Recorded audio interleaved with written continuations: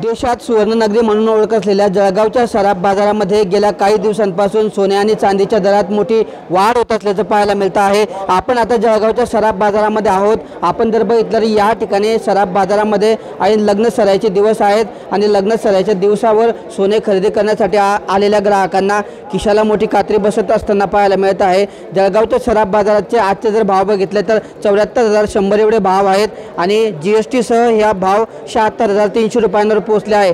तर त्याच पद्धतीने चांदीच्या दराने सुद्धा मोठी उच्चांकी घेतलेली आहे। चांदीचे दर सुद्धा 85,300 रुपयांवर जीएसटी सह पोहोचलेले आहे। एकंदरीत आतापर्यंतचा जर विचार केला तर जळगावच्या सराफ बाजारामधले आतापर्यंतचे सर्वात विक्रमी भाव असल्याचे हे सांगितलं जात आहे।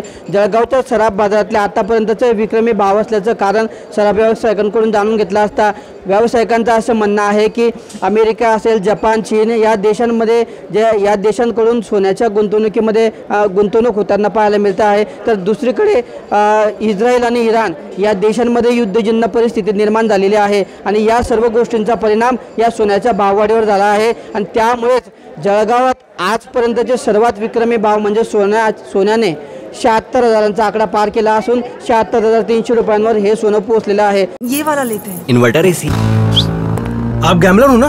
गैम्बलर? जुआ खेलते हो ना? तुम जुआ खेलते हो? अरे नहीं, ये तो कुछ भी बोले जा रहे हैं। इतनी महंगी और नाजुक एसी खरीद कर स्टेबलाइजर नहीं लोगे तो ये जुआ नहीं हुआ तो क्या हुआ? सिर्फ एक फ्लक्चुएशन आपके इन्वर्टर एसी के पार्ट्स को डैमेज कर सकता है। उसे वी गार्ड से सुरक्षित रखिए। V Guard, India's number 1 stabiliser. जर ग्राहकांचा विचार केला तर या भाववाढीचा ग्राहकांवर सुद्धा मोठा परिणाम झाल्याचं पाहायला मिळतं आहे।